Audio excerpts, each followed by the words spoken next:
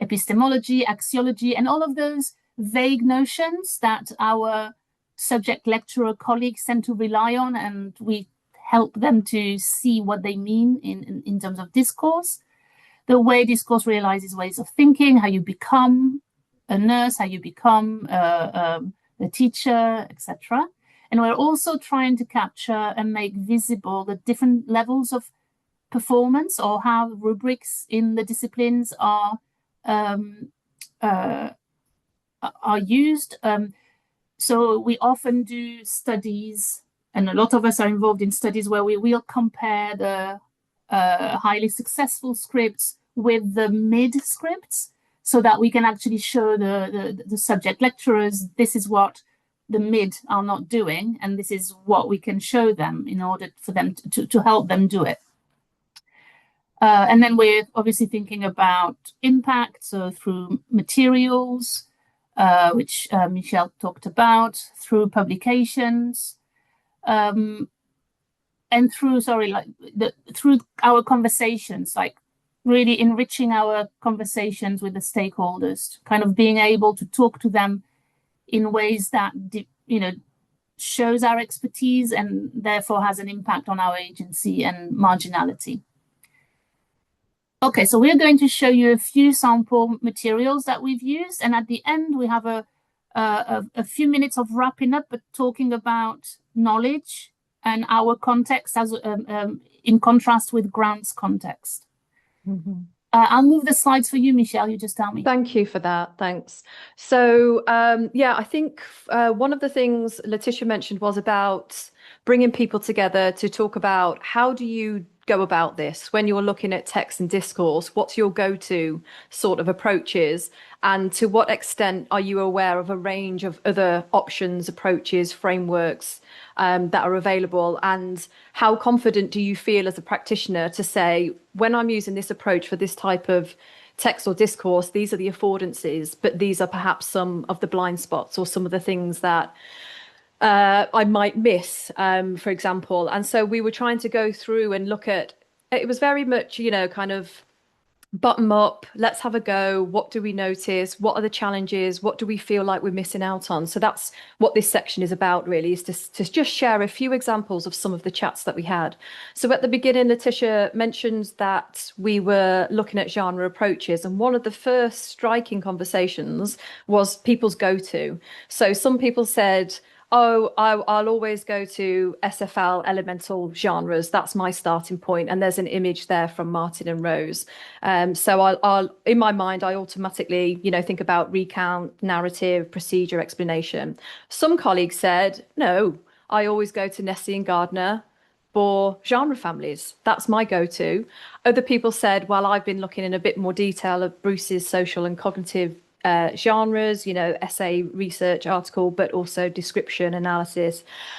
So that was a very interesting discussion just from the very first session, really, is how do you go about identifying this whole part, subpart, connecting it all, micro, macro. So that's just an example, really. And people, I would say, Letitia, had some strong feelings at this stage already about what was useful or less useful. And yeah, I think a colleague said, if it's not in the 13 genre families, then why is it there? I'm not knocking that. I'm just saying people were coming with different ideas and places, Yeah. Okay. The next one, we spoke about move and step analyses, and this was where we started to move from. So I suppose we should say we started with an assignment, a visual essay from design as a core example that we used to look at the range of approaches. We had the one example to say, what is it allowing us to do? And at this stage, we then move from one example to looking at more examples of the same thing. And what does that allow us to do?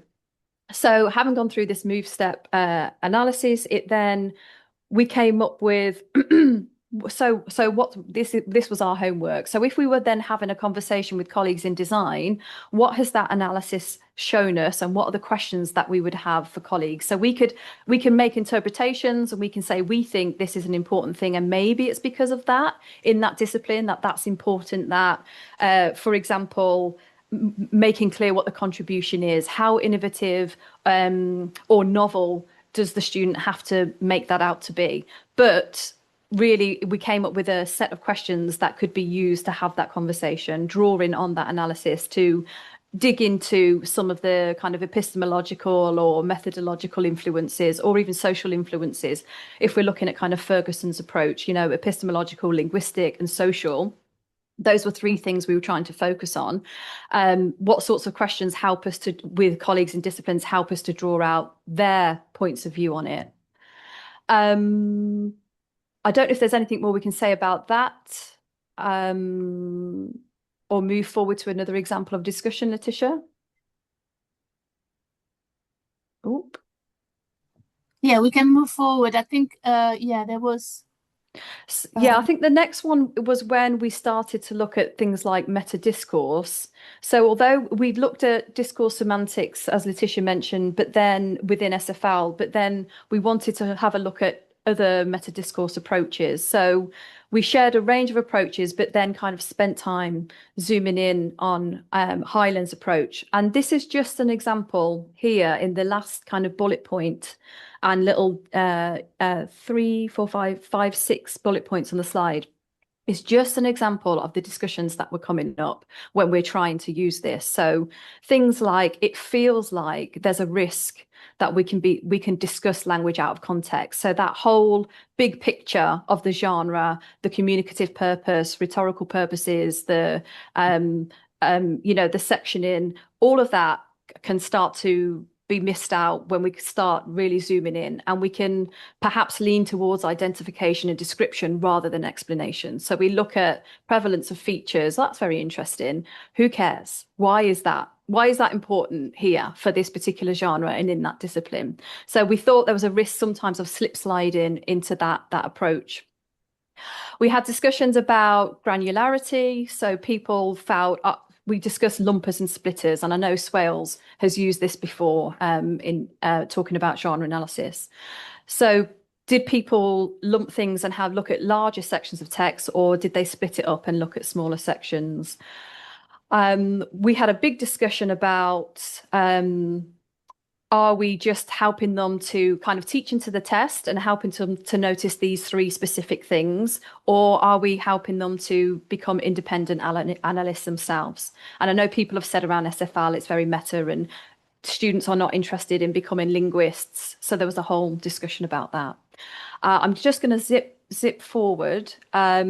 We spoke about layered meta discourse and the really interesting conversations that can happen with students where there are instances that are definitely multifunctional. And if you're using Highland, you have discussions around, for example, attitude markers or reference evidentials. And how do you help students in the moment there when they say, oh, it could be that, or perhaps it could be that? What layer of the discourse are we referring to?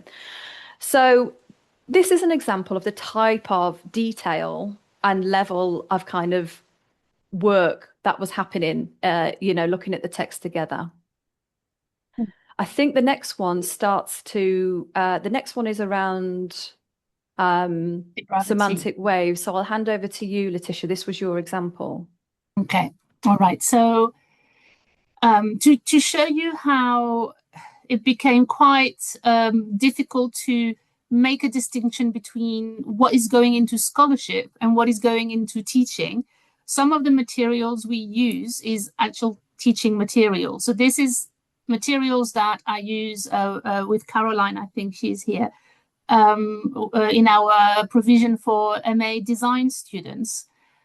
So we see them every week. We provide all sorts of what you would expect for an MA program in design. This is particularly about writing about visuals and analyzing visual data. And so what we did with our colleagues in the forum, I mean in the group in the Strand, was to just get them to have a go with the same materials that are used by the students. And so I think most of you are familiar with semantic gravity. So this is drawn from Carl Mayton's work, of course, but in particular, this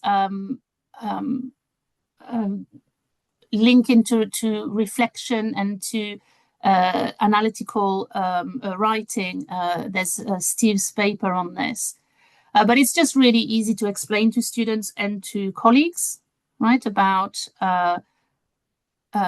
looking at a text for its different type of content, whether very strong in semantic gravity, which is all the empirical descriptive data, all the way to the more conceptual and theoretical and abstract, which is at the weaker level of semantic gravity. And so students are just, of course, students would have seen other parts of the text, the literature review, the methodology, and so on, but they're going to focus on an analytical and interpretative part of the results. And so they're asked to isolate the different types of information. And then this is followed with going back into more precise linguistics work, isolating how each of these levels is expressed linguistically through the metafunctions, so through transitivity or appraisal, thematic organization. So again, this is the worksheet for the students. And this particular paper makes the claim that visual and material semiotic resources in marketing are used to express ideas that could not be expressed by word because of legal reasons. So in this case, for example, the myth of the protein shake being healthy for you, possibly helping you to lose weight, cannot be printed on a bottle because this would be false advertising, I suppose. But it can be implied through different types of material shape design. And so there is a back and forth between describing technically that bottle at the bottom, linking to things like CDA, which the student has talked about previously, and then interpreting and so on. So our colleagues did it and were straight away engaged into conversations of saying, well, do you think that should be here? Should it be higher? Should it be lower? And so, once they're doing it, it cuts through a lot of having to persuade them that, yes, I swear, students, it works in a classroom. If it works for them, it kind of, they get it. So that addresses one of the questions that was raised earlier as well in, that sort of resistance. I think with this approach with Michelle, we've kind of, because we are doing it together in class, in our group, we're demonstrating by doing rather than trying to convince. I'll show you okay. Sorry, Letitia, can I just add another thing? Yeah. So in terms of kind of that interdisciplinary collaboration, and an example of, I work in psychology with undergrads, and it's a relatively new arrangement in the School of Psychology with undergrads. And I used the concept of semantic gravity to look at one of their exam questions. They introduced, rather than multiple choice questions, a short answer question.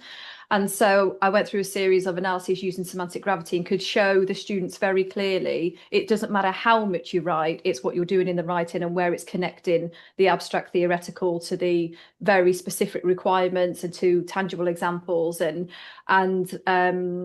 one of the module leads and the program lead said, this is absolutely fundamental knowledge. Actually, this could become a part of the core learning for undergraduates level 1, because it is so pervasive and it works so well. So now there's a proposal going in to say, why don't we create a program of what sort of knowledge about language, discourse, and communication do students need to know in order to do well in their level 3 dissertation? And currently at this point in time, the materials I prepared, the module leader actually taught and used it in an assessment session, and they kind of bought into it and said they can actually see the tangible impact here. So yeah, it's just another example. There is a link on these slides to look at those materials as well. Yeah.